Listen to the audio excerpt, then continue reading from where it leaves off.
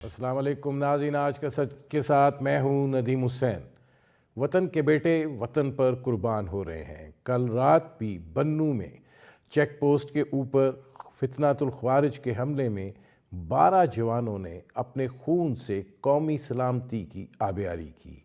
یہ جستے خاکی جو ہیں یہ اس امر کی نشاندہی کر رہے ہیں کہ ہم محفوظ ہاتھوں میں ہیں، لیکن دیکھنے کی بات یہ ہے کہ یہ سلسلہ کب تک چل سکتا ہے۔ یہ جوان لاشیں جو ہیں کب تک مادر وطن پر قربان ہوتے رہیں گے، اور ایسی جنگ میں جس کا نہ کوئی سر ہے نہ کوئی پیر ہے۔ دکھائی یہ دیتا ہے کہ دہشت گردی کی اس جنگ کے حوالے سے اب ایک نئے طرز کو جو ہے وہ اپنایا جا رہا ہے، اور حکمت عملی جو ہے اس کو دوبارہ پورے عزم کے ساتھ جو ہے وہ اب عملی شکل دینے کی طرف لے جایا جا رہا ہے۔ اس حوالے سے کل وزیر اعظم کی زیر صدارت ایپیکس کمیٹی کا اجلاس ہوا، جس میں army chief general Asim Munir نے بھی شرکت کی۔ انہوں نے 2-3 بڑی اہم باتیں کی ہیں اس ایپیکس کمیٹی کے اجلاس میں۔ ایک تو انہوں نے یہ بات کہی ہے کہ ہمیں کام سے روکنے اور سیکیورٹی میں رکاوٹ بننے والوں کو نتائج بھگتنا پڑیں گے، اور اس کے ساتھ ساتھ ان کا ایک اور بڑا اہم جملہ ہے کہ گورننس کی خامیوں کو روزانہ شہیدوں کی قربانی دے کر پورا کر رہے ہیں۔ اب فوج جو ہے وہ یہ سمجھ رہی ہے کہ جو بنیادی ڈھانچہ ہے وہ ڈیلیور کرنے میں ناکام ہو رہا ہے، اور اس کے نتیجے کے اندر فوج جو ہے اس کے اندر شہادتوں کا تسلسل بڑھتا چلا جا رہا ہے۔ ظاہر ہے کہ خیبر پختونخوا کی صورتحال جو ہے وہ دگرگوں ہے، اور وہاں پر جو علاقے ضم کیے گئے تھے وہاں پہ سویلین ڈھانچے نے جو ہے عملی طور پر صورتحال کو سنبھالنا تھا، لیکن وہ اس میں ناکام رہے ہیں، اور اس کا نتیجہ یہ ہے کہ دہشت گردی کے واقعات جو ہیں اس میں اضافہ ہوتا چلا جا رہا ہے۔ یہی صورتحال جو ہے وہ بلوچستان کے اندر ہے، اور بلوچستان میں 2-3 فرنٹ جو ہیں وہ کھلے ہوئے ہیں، اور اس حوالے سے اب اس اجلاس کے اندر وہاں پر فوجی آپریشن کی منظوری بھی دی گئی ہے، اور یہ فوجی آپریشن جو ہے یہ دہشت گرد تنظیموں کے خلاف کیا جائے گا، اور اس کا کلاکما جو ہے وہ ہوگا۔ یہ جو صورتحال ہے اس پر بات کرنے کے لیے ہمارے ساتھ موجود ہیں بلوچستان کے سیزن پولیٹیشین ہیں، بلوچستان کے وزیر اعلیٰ بھی رہے ڈاکٹر عبدالمالک بلوچ صاحب۔ ڈاکٹر صاحب، اس سے پہلے کہ میں صورتحال کے پرٹیکولرز اس پہ جاؤں، چونکہ آپ بھی بلوچستان کے وزیر اعلیٰ رہے ہیں، اور جب آپ وزیر اعلیٰ تھے تو تب بھی صورتحال اسی نہج پر تھی۔ آج جب یہ بات کہی جا رہی ہے کہ یہ جو ملیٹنٹ گروپ ہیں ان کے خلاف فوجی آپریشن کیا جائے گا، اور کوئی اس کے اندر رکاوٹ جو ہے وہ برداشت نہیں کی جائے گی، تو آپ کیا سمجھتے ہیں کہ صورتحال پر اس کے کیا اثرات آپ کو مرتب ہوتے ہوئے دکھائی دیتے ہیں، اور کیا نتائج نکلنے کی توقع ہے؟ شکریہ صاحب، میں مشکور ہوں آپ کا۔ دیکھیں، ہم نے تو شروع سے ہی فوجی آپریشنوں کی مخالفت کی ہے، اور آج بھی ہم اس کی مخالفت کریں گے۔ باقی یہ کہ بلوچستان میں تو 20 سال سے ون وے اور ادر وے ٹارگیٹڈ آپریشن تو جاری ہے۔ آج جہاں کہیں موقع مل جاتی ہے وہاں آپریشن ہو جاتا ہے، اور اس 20 سال میں مجھے بتائیں کہ کیا نتائج نکلے۔ روز بروز حالات خرابتے رو رہے ہیں۔ میں نیشنل پارٹی کی حیثیت سے، ایک وفاق پارٹی کی پرو وفاق پارٹی کی حیثیت سے، ایک جمہوری جدوجہد کرنے کے والے کی حیثیت سے، میں سمجھتا ہوں کہ ان مسئلوں کا حل فوجی آپریشن نہیں ہے، بلکہ وہ کانفیڈنس بلڈنگ ہے تاکہ لوگوں میں اعتماد بحال ہو جائے، اور لوگوں کے جو یہ مشکلات ہیں یہ دور ہو جائیں، اور لوگوں کے ساتھ بامقصد مذاکرات کرنا ہے اگر کوئی کرنے کے لیے تیار ہے۔ تو میں سمجھتا ہوں اس کا حل یہی ہے۔ یہ 20 سال سے آپریشن تو ہو رہے ہیں ون وے اور ادر وے.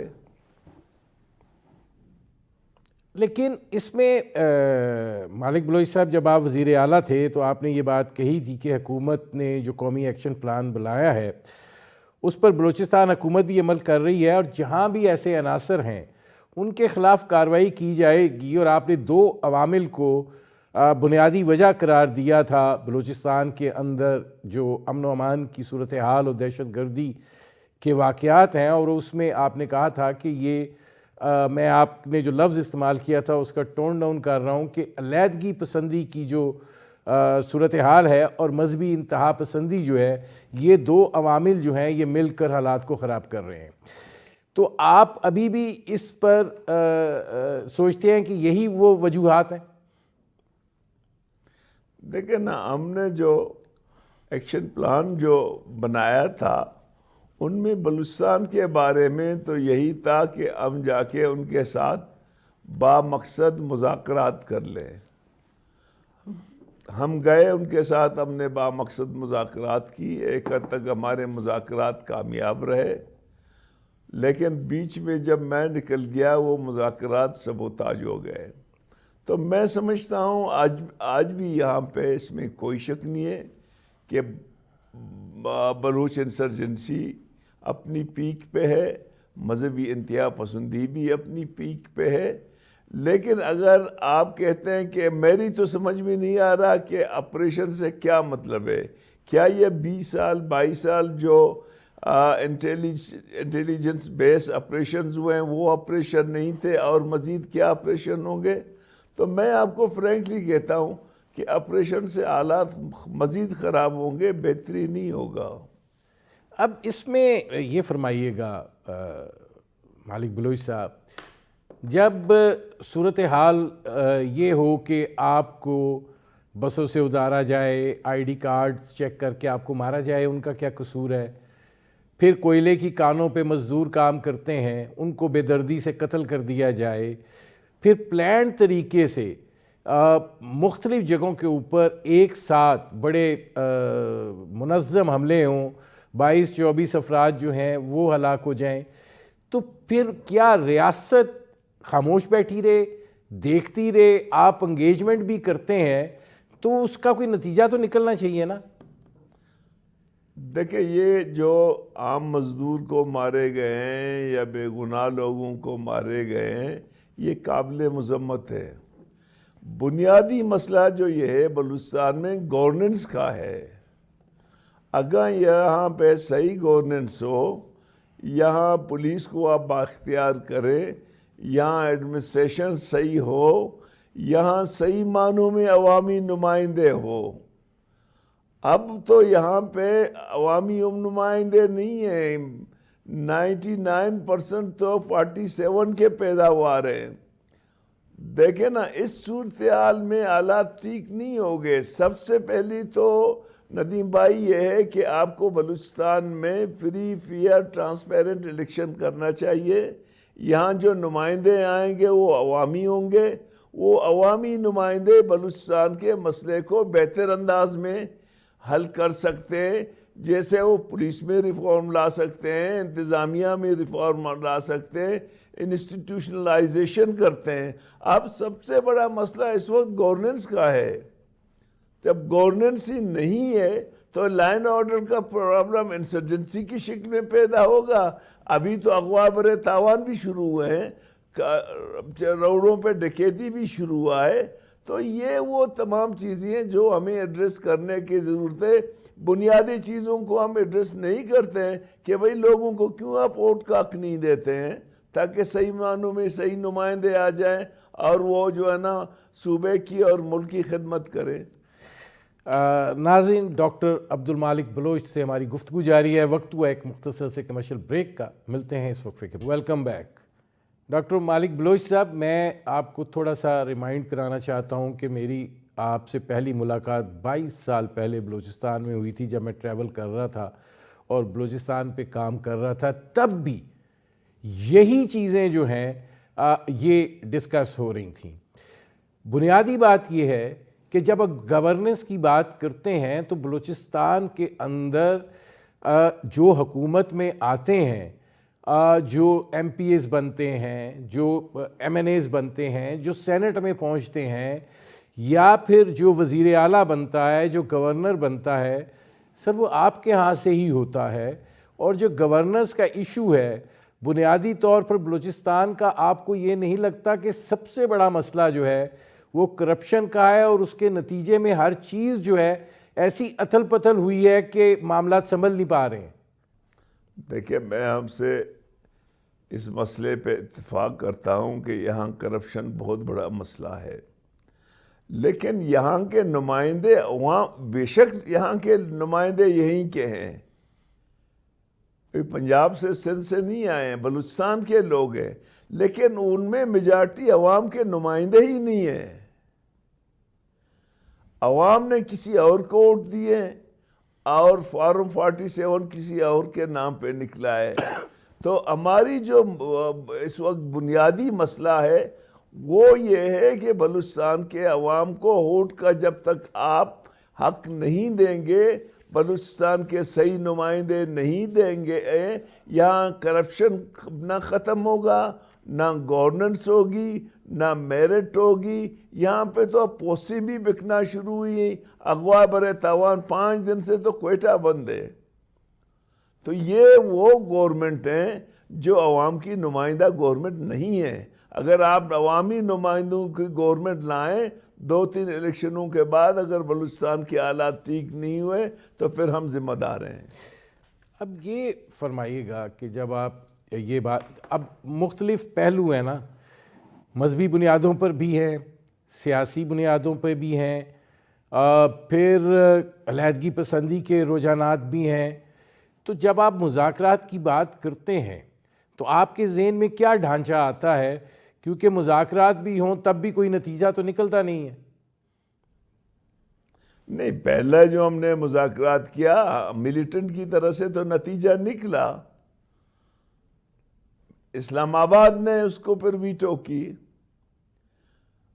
ان لوگوں نے تو 80% 60% لوگوں نے مان لیا کہ بھئی ہم آئین پاکستان کو مانیں گے، پاکستان کی سیکورٹی کو چیلنج نہیں کریں گے. ٹھیک ہے نا؟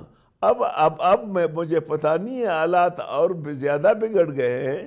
اس میں آپ کو میئرمنٹ کرنا پڑے گے، آپ کو لاپتہ افراد کا بھی کوئی راستہ نکالنا پڑے گا، آپ کو نوجوانوں کو جاب دینے کی ضرورت ہے، آپ کو بلوچستان کا انفراسٹرکچر بنانے کی ضرورت ہے، آپ کو ایک صحیح گورنمنٹ لانے کی ضرورت ہے جو عوامی نمائندہ ہو، اور آپ کو کرپشن ختم کرنے کی ضرورت ہے. تب جا کے بلوچستان کے مسئلے with the passage of time وہ بہتر ہو سکتے ہیں.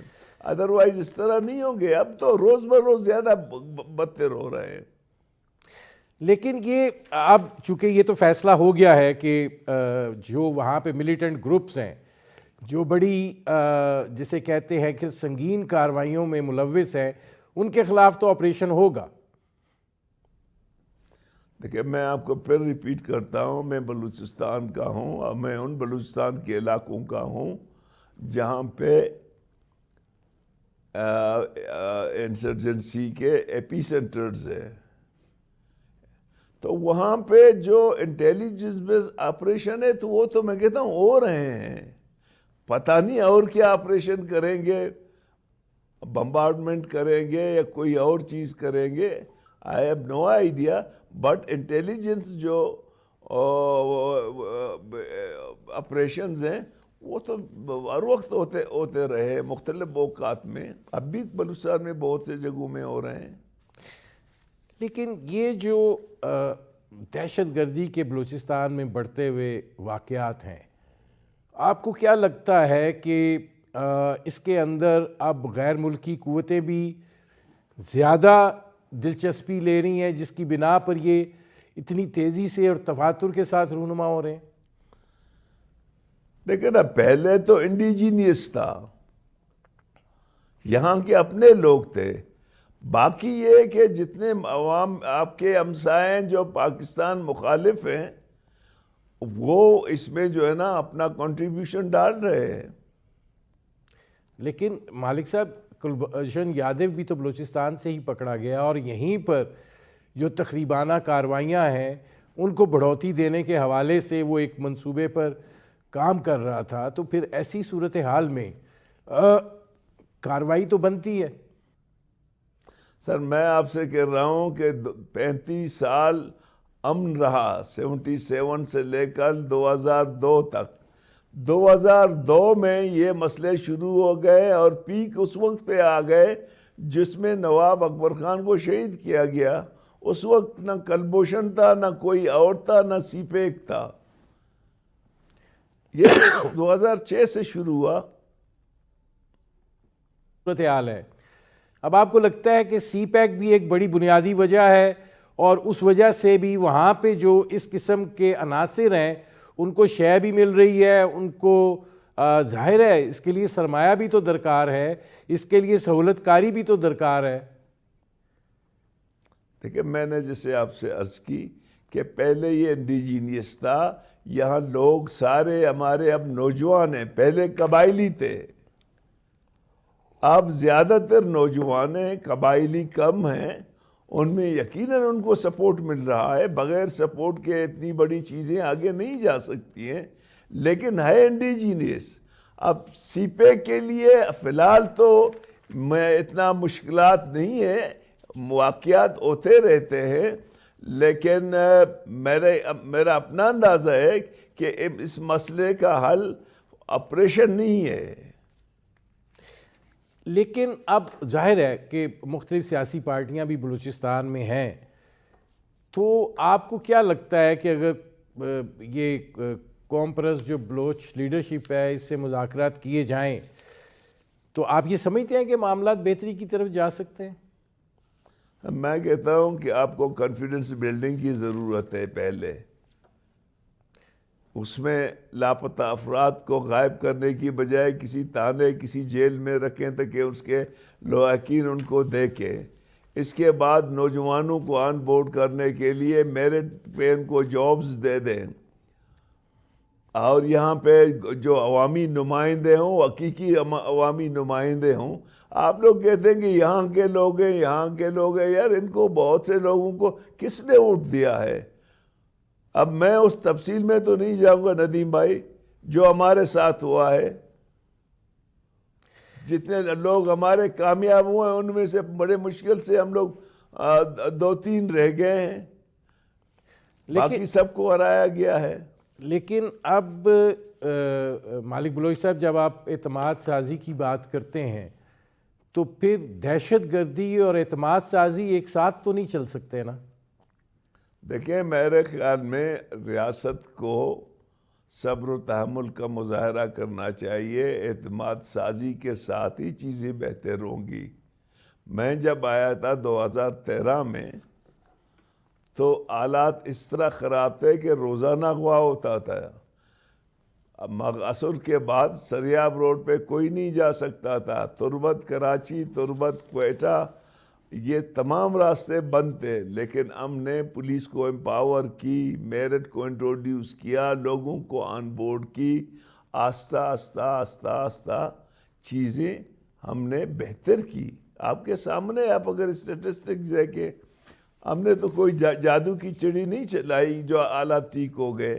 ہم ریفارم پہ گئے تھے جس میں ہمارے پولیٹیکل پارٹیز تھی اور اسٹیبلشمنٹ تھا، ہم نے مل کے چیزوں کو بہتر کرنے کی کوشش کی۔ نہیں تو آپ کو کیا لگتا ہے کہ اب جو صورتحال ہے اس میں آپ بلوچستان کی موجودہ حکومت سنجیدہ نہیں ہے؟ دیکھیں میں کسی پہ ندیم بھائی الزام نہیں لگاتا ہوں، میں صرف اتنا لگاتا ہوں کہ بلوچستان کی جو موجودہ حکومت ہے وہ جینین عوامی نمائندہ حکومت نہیں ہے، میجارٹی۔ کچھ ہوں گے جن عوام کی ووٹوں سے آئے بٹ میجارٹی نہیں آئے ہیں۔ لیکن اب یہ جو صورتحال ہے کہ مجید بریگیڈ ہے اور پھر بلوچستان لبریشن آرمی ہے، ریاست پہ حملے ہو رہے ہیں، تو اس کا تو پھر جواب ملے گا؟ سر میں آپ سے بار بار آپ یہی بات کر رہے ندیم بھائی، میں پھر آپ کو یہی جواب دے دوں گا کہ میں کہتا ہوں کوئی 22 سال سے تو یہ چل رہا ہے سلسلہ نا، تو مزید تیز ہوگا اور کیا ہوگا، مزید تیز ہوگا، مزید خون خرابہ ہوگا۔ मजीद नौजवान बागी होंगे। अब इसमें एक सवाल जल्दी से जवाब दी। देखिए, इतना पैसा बलूचिस्तान को दिया गया है, सैकड़ों जॉब्स क्रिएट हो सकती थी, सब कुछ हो सकता था, मतलब 77 सालों में तो कुछ नहीं हुआ ना। वो पैसा उधर ही कहीं इस्तेमाल हुआ या फिर बाहर मुंतकिल हो गया।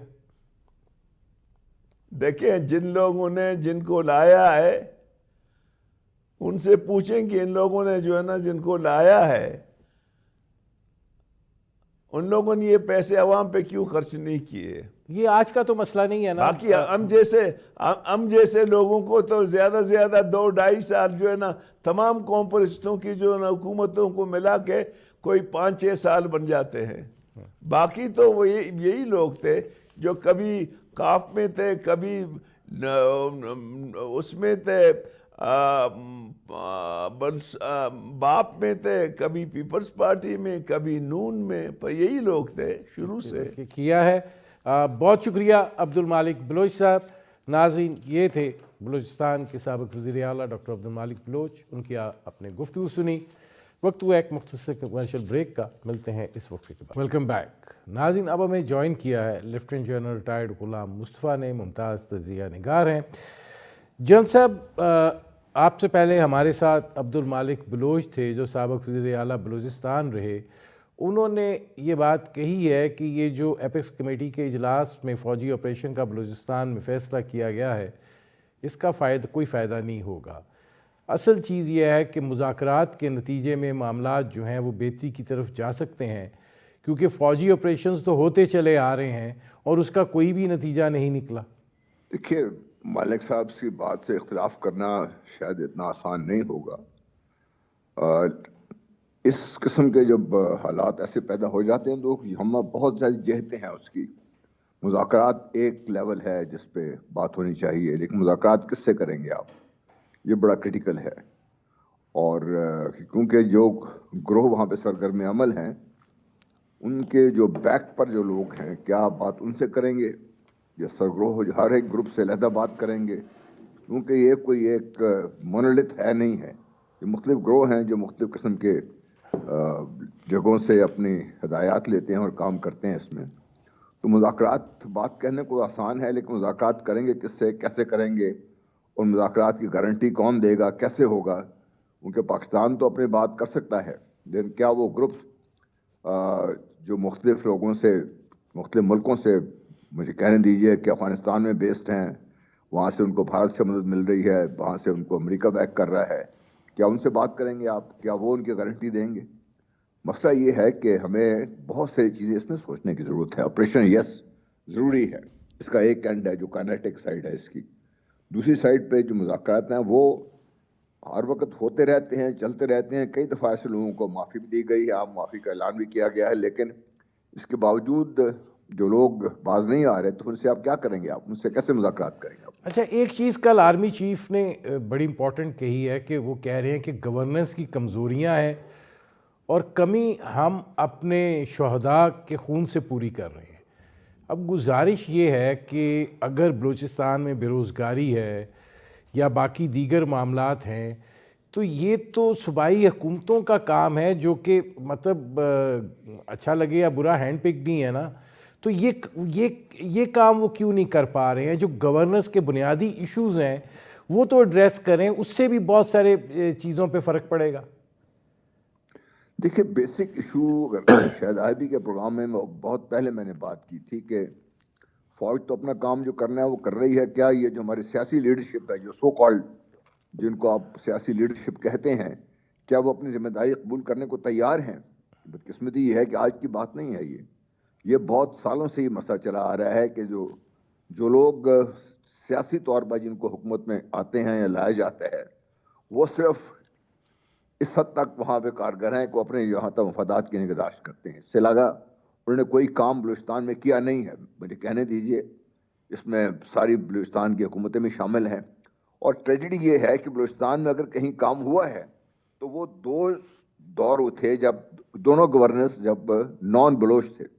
अब तो बलूचिस्तान के लोग खुद ही अपने ऊपर हुकूमत कर रहे हैं, वो खुद अपनी जिम्मेदारी लेने को तैयार नहीं है। और आर्मी चीफ की बात बिल्कुल सही है, ये गवर्नेंस की जो कमी है وہ آپ وہاں پہ جائیں تو آپ کو پتہ چلے گا غربت کا لیول کیا ہے، کس طریقے سے وہ لوگ ہیں جن کو وہ سہولیات ملنی چاہیے تھے نہیں مل رہی ہیں ان کو، اور کیوں نہیں مل رہی، یہ زیادہ امپورٹنٹ کریٹیکل چیز ہے. کو پیسہ جو دیا جا رہا ہے بلوچستان کو، بلوچستان کما رہا ہے، وہ کہاں جا رہا ہے پیسہ؟ آج تک اس کا آڈٹ کریں آپ کو تو آپ حیران ہوں گے کہ جتنی ہماری لیڈرشپ ہے بلوچستان کی، جو حکومت میں ہے یا حکومت سے باہر بھی ہیں، وہ کوئٹہ میں بہت کم لوگ رہتے ہیں، خزار میں بہت کم لوگ رہتے ہیں. نہیں، یہ سارے جن صاحب لوگ، یہ سوال میں نے کیا تھا مالک بلوچ صاحب سے، کہ میں نے کہا کہ یہ تو بنیادی ایشو جو ہے وہ کرپشن کا ہے، اور وہ اس بات سے اتفاق انہوں نے کیا کہ ہاں یہ ہے، لیکن وہ یہ بھی کہہ رہے تھے کہ اصل میں آپ کو جب تک حقیقی نمائندگان کے ہاتھوں میں حکومت نہیں آتی تب تک معاملات جو ہیں وہ اسی طرز اور اسی نہج پر رہیں گے. دیکھیے حقیقی نمائندگان کون ہوں گے وہاں پہ؟ کیا جن کی ہم بات کر رہے ہیں جو مڈل کلاس ہے بلوچستان میں ایگزسٹ کرتی ہے؟ نہیں.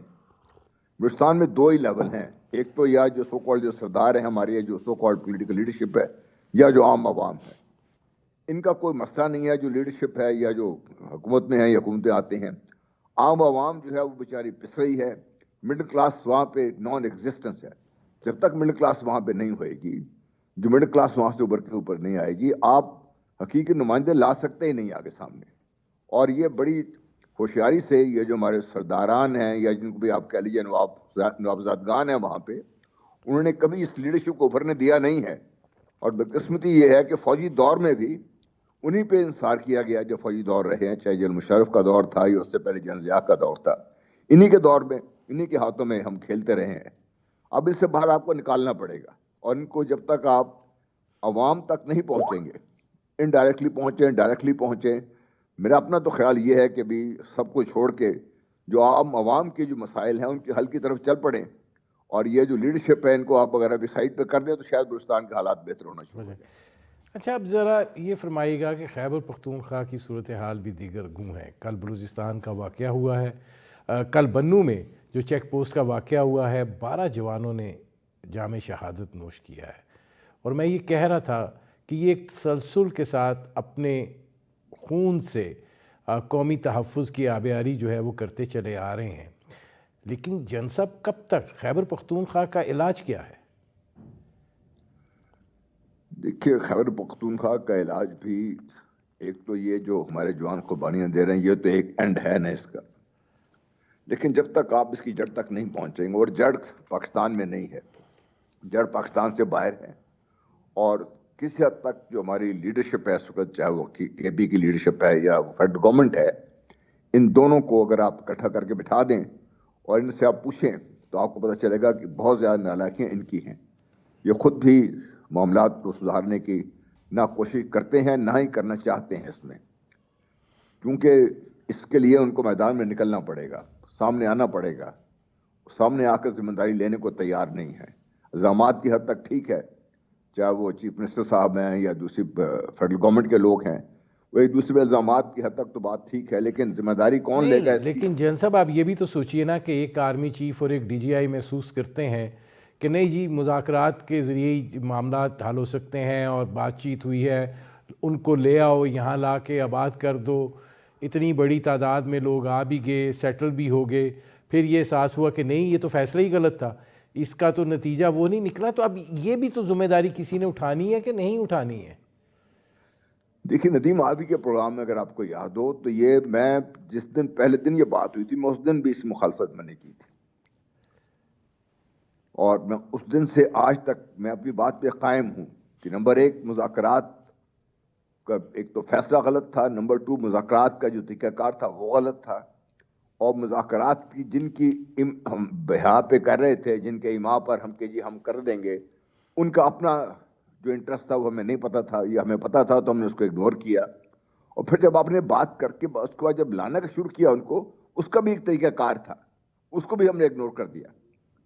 ہم جب آ گئے وہ سارے اندر، ہمیں تو یہ نہیں پتا کون آیا، کہاں پہ آیا، کہاں پہ آ کے سیٹل ہوا، کون لوگ ہیں، کون کس قسم کے لوگ ہیں. جو آیا وہ ہم لے کے آ گئے ہم ان کو. اب وہ ایک قسم کا یہاں پہ بیس بنا کے بیٹھ گئے ہیں اس میں.